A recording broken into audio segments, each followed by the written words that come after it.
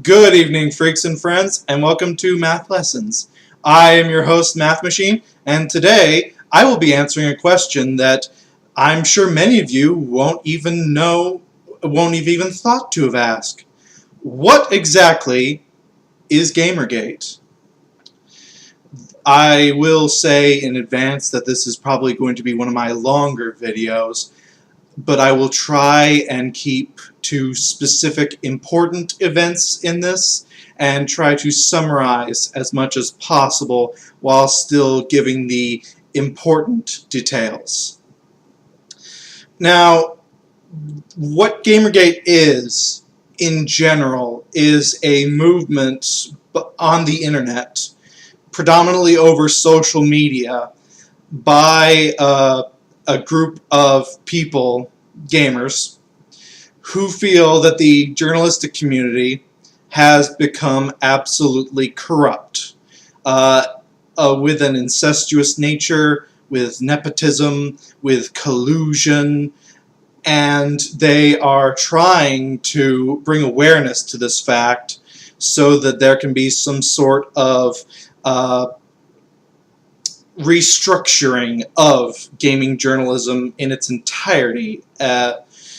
At this point, that may be a necessity. I may be exaggerating a little, though. What this started as was just a minor incident. Initially, a man by the name of Aaron released information, a 9,000-word blog post, which I will have in the description box below, that detailed information about his ex-girlfriend. The reason he released this was predominantly because he felt that she was manipulative and was using people to further her own goals. Why does this matter at all in relation to video games? Well, it turns out she is a game developer, and one of the people that she ended up cheating on him with was a video game journalist. And I'm going to tell you right now, most of the time whenever I refer to journalist, I'm going to be meaning it as journalists. Because quite frankly, the largest portion of the people that I will be talking about have shown that at best they are bloggers, at worst they are completely incompetent, and in neither position do they actually deserve the title of journalists. Well, the internet, after finding out that a game developer had a relationship with a gaming journalist, got into a bit of a tiffy, if you will. There was a group of people who when that story was released, became extremely agitated, because this is an industry that is not unfamiliar with controversy. There have been several instances of horrid behavior in the industry before, and once again, gamers took it upon themselves to point out and say, hey, this is really wrong, somebody needs to do something about this. And lately in the video games industry, it has become a lot of, I wouldn't quite call it pop culture, I'd more call it tabloid style stories that have emerged with very little, if any, relation to video games themselves. A predominant example of something that happened just recently even was a person that developed the card game Cards Against Humanity was involved in a situation where he was accused of rape. that has never been proven in any court of law. But the video games industry released a wide swath of articles decrying him for having done it, or said it was possible, or that it should be discussed. So when gamers heard about this developer who had relations with this reporter, they basically went to every media outlet and said, "Hey, what about, you did that story before, why aren't you doing this story now?" And the media's response was, "Well, we don't want to invade a person's private life. This is a completely private matter. There's no story to be had here." To which many gamers understandably went, "What?" So for several days, initially it was a rather messy subject to talk about, because there were a lot of really angry, nasty people that took offense to this. As the days progressed, though, there started to become something of a trend. Into about the second or third day of discussing this, just about every single website that anything was released about this had been completely and totally censored. No media outlets were reporting on it. Anytime it was brought up in a forum for just about any website, it was that thread was removed. Reddit, famously now, or infamously if you will, has a thread that was talking about this, which has every single comment deleted. This thread still exists, by the way. It had, in total, I believe the last count was 32,000 individual comments, all deleted. That got people a little bit suspicious. Before, they were just angry at the possibility of a developer having relations with a journalist. Now, people were getting a little bit of the mentality, what's going on here? It didn't hit the boiling point, though, until there was a video made by a YouTuber named Mundane Matt. Again, I will have a link to that video in the description.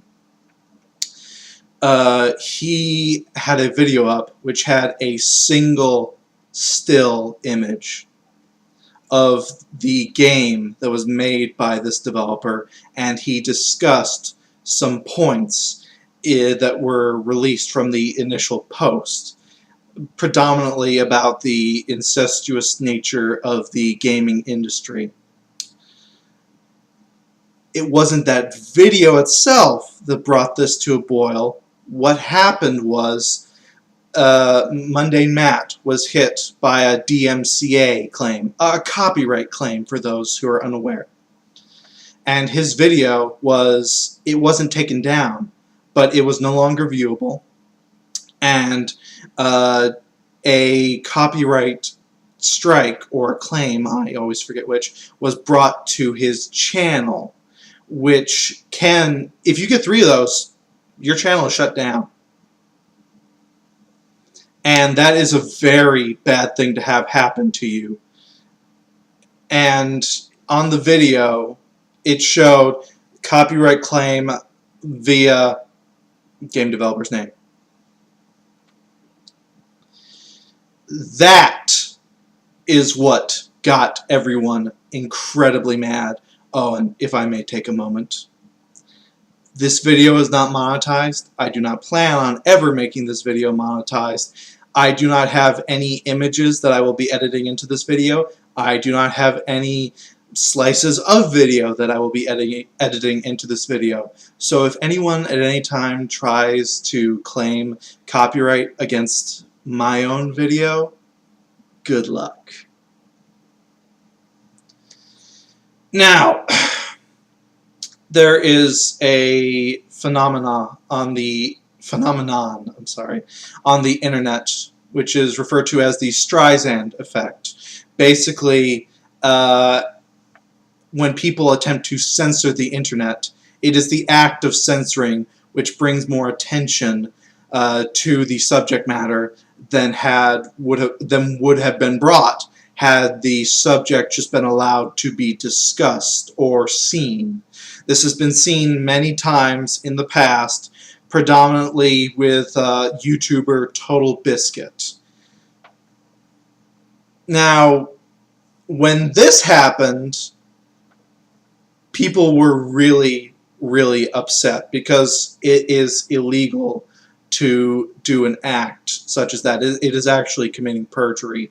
And the developer's name was on that, and Mundane Matt himself has confirmed that yes, it was said game developer who did this. He has not released I believe he has released stills of the email itself, but he refuses to show the information from said developer because he respects privacy like that, to which I'm sure many of us can appreciate. This had led to a situation where gamers became just completely and totally irate. The term internet hate machine comes into play, because if there is one thing that the internet absolutely despises, it is censorship. And this was a blatant attempt at illegal censorship. That is what drove people to just fire everything they could into finding out what was going on here. And slowly but surely more facts came up, including that at one point this game developer had in some way, shape, or form, through either them or an associate of theirs, shut down and nearly destroyed a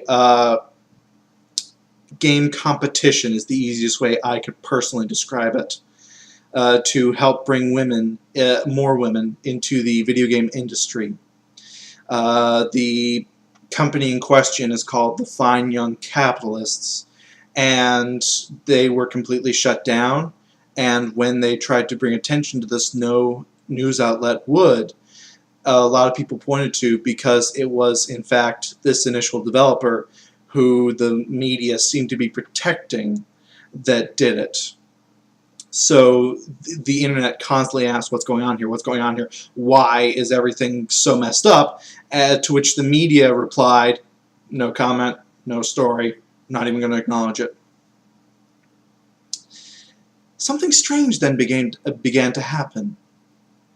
Everywhere you looked, everywhere that anything was said about this, you saw people, not just people on the internet, the journalists themselves were referring to people as misogynists, neckbeards, evil, man babies. Misogyn nerd is a term that I have personally liked that has come out of this, because it is just so completely insane. Nerds, they actually, without a hint of irony, referred to their reader base as nerds in a derogatory way. I believe you can understand why gamers became upset. This was a movement that unfortunately was doomed to failure, because it was the media that was controlling what was being said and done. And he who controls the media controls the public's opinion. Until one day, this was August 25th when this happened. This initially was released, I believe, August 16th or 17th. Cut to August 25th, there was a tweet by an actor many of you may have heard of, Adam Baldwin of Firefly acclaim. He retweeted or spread information about what was happening to a more broad and general public, which brought you might call it morale boost to video gamers who thought that this was going to be completely dead and there was no chance of saving this movement. Suddenly, there were people from all walks of life starting to come out and say, hey, something is wrong here. And Adam Baldwin himself was the person that coined the hashtag Gamergate, which has been often attributed to 4chan, incorrectly I might add. Adam Baldwin, and this has been looked up time and time again, was the very first person to use the hashtag Gamergate in this particular for this particular movement. I believe that it may have been used before because technically Gamersgate is I believe it's an online store, a la Good Old Games or something of that nature, but he was the first person to use it in regards to the events that have been happening. And then there was just a big buildup and a momentum that was moving forward. People thought, hey, we can actually bring some attention to this. Maybe something will happen. Cut to August 28th, a day that I cannot stress enough has lived in infamy to gamers everywhere. Starting at about 7 a.m. Pacific Standard Time, there was an article released that had a title much akin to Gamers Are Dead. The broad message of that was that gamers, the title Gamers, was tainted, and that anyone who associated themselves as a gamer was a horrible person, and that game developers should no longer try to appease gamers. That the culture of gamers was that it should be dead, and we should move to somewhere else. Well, one article like that is bad.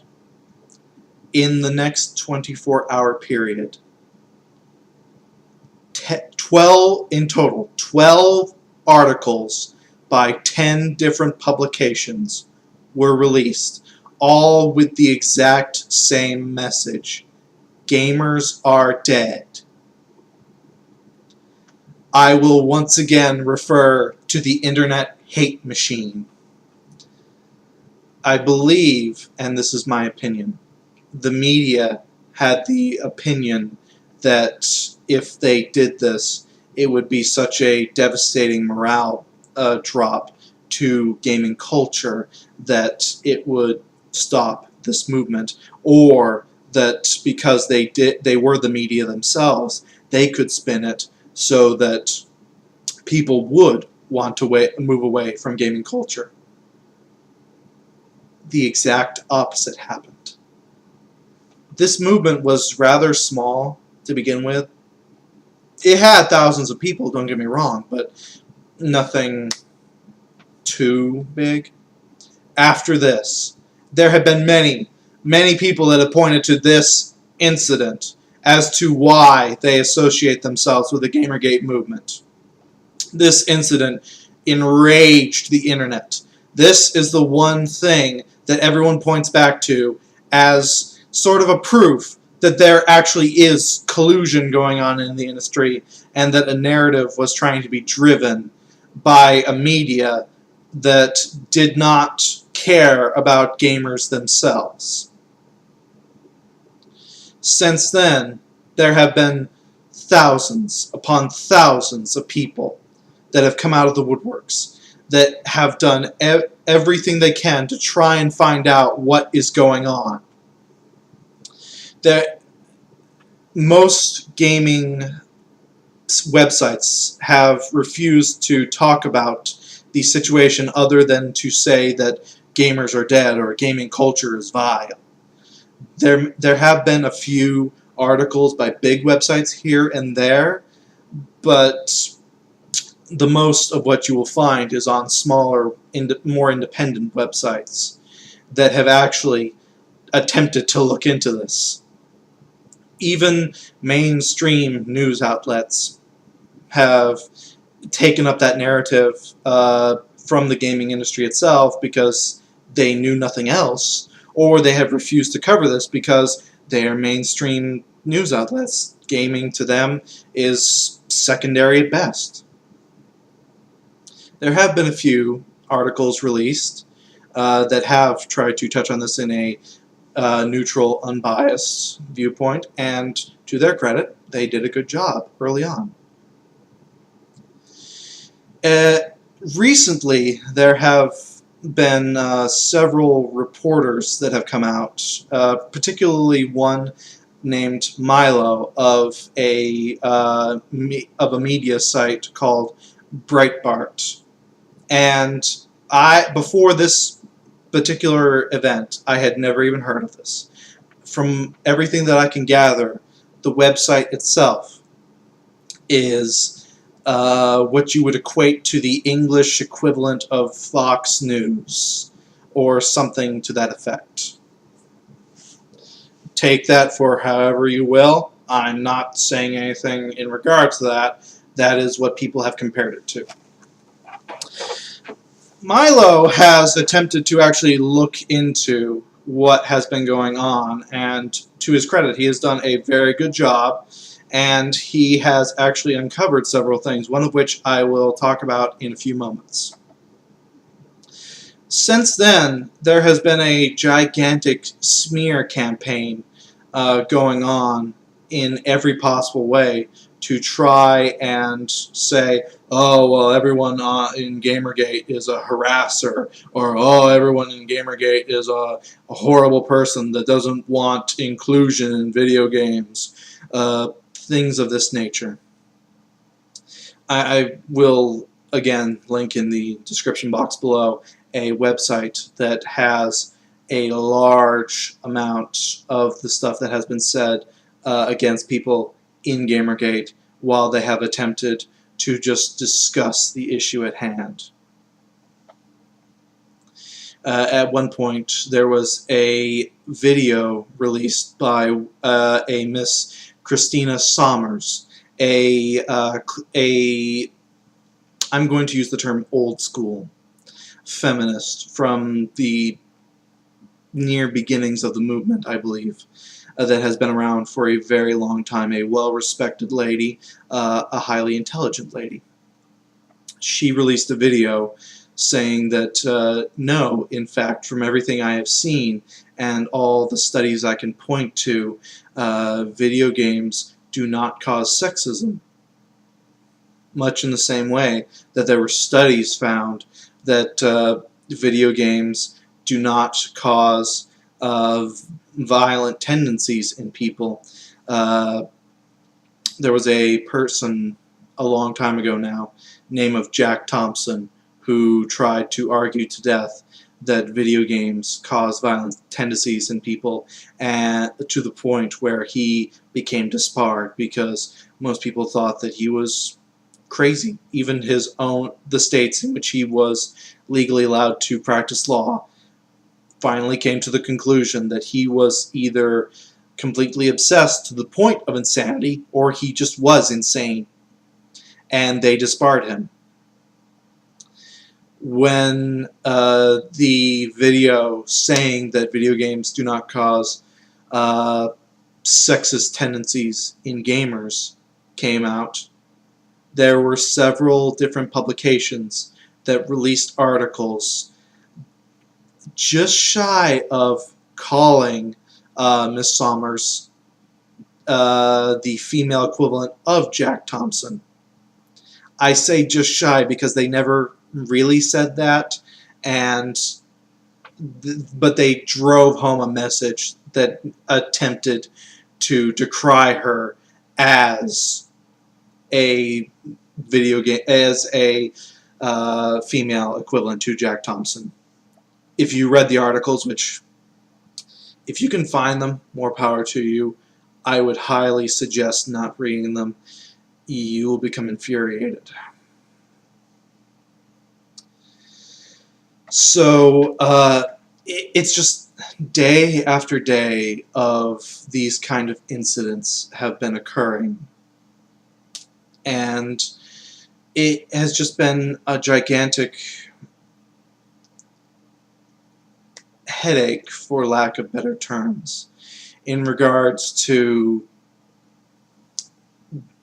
every day there will be journalists who should be acting like professionals and are instead acting like grade school bullies, saying things that include but are not limited to: gamers are horrible people, gamers are terrorists, gamers are worse than ISIS. I promise you that was actually said by a journalist. It has been relatively known that throughout this entire movement that there is a collusion going on between the game journalists and probably a few game devs as well. People could not really prove it, but it was very well known. Then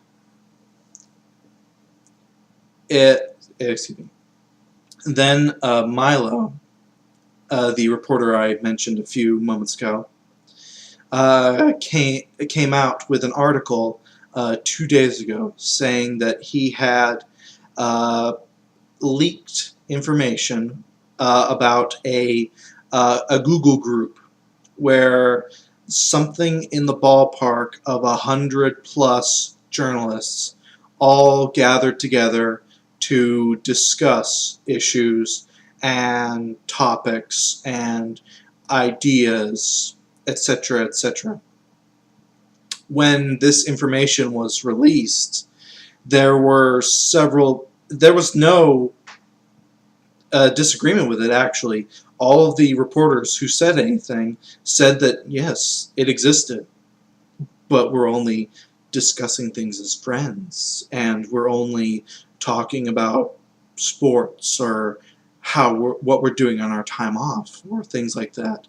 There was actually the gentleman who created said group, I believe, as soon as this information was released by Milo, the very next tweet that was given by this gentleman said, and I'm quoting, "I regret nothing."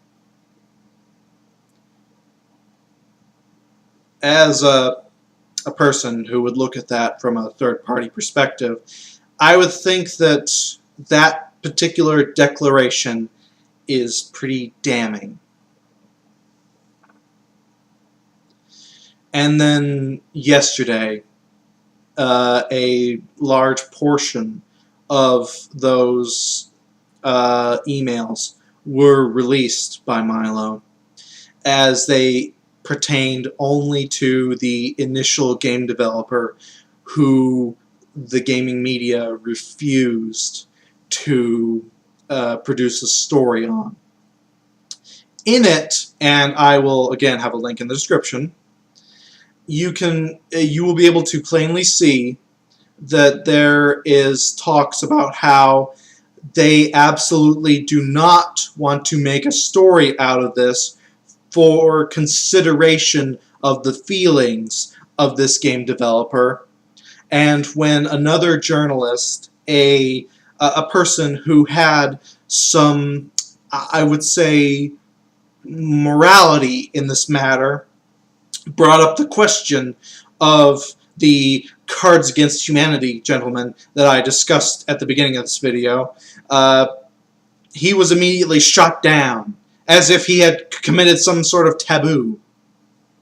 It was absolutely they refused to even compare the two situations. This man was pure evil. He did something that was horrible. She did absolutely nothing wrong. It was the boyfriend that was a horrible human being. We shouldn't even acknowledge this because he was a jerk.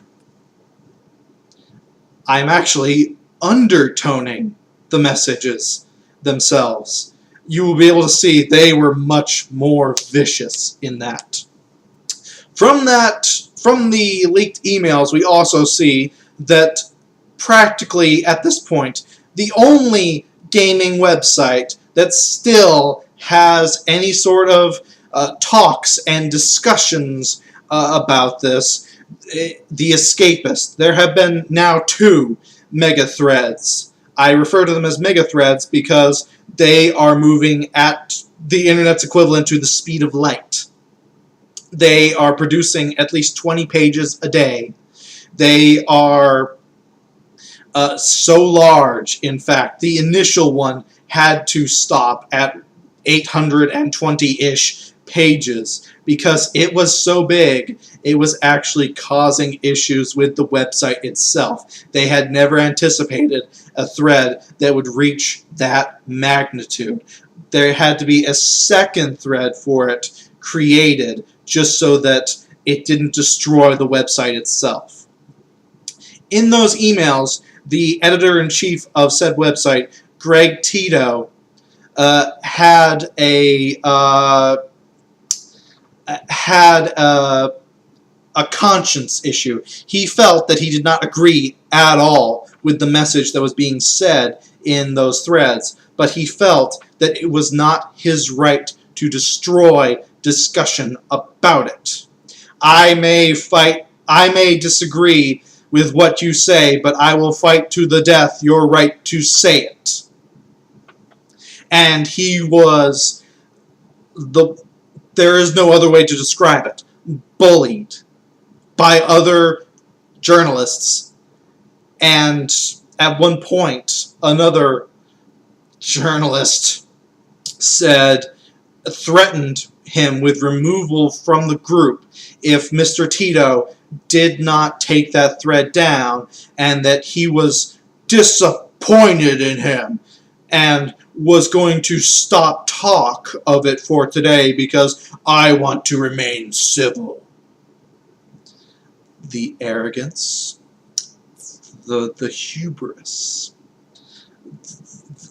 the gall to attempt to sway another person who is in charge of their own forum. It's completely separate from everyone else's. That they should take a thread down because I don't think it's appropriate.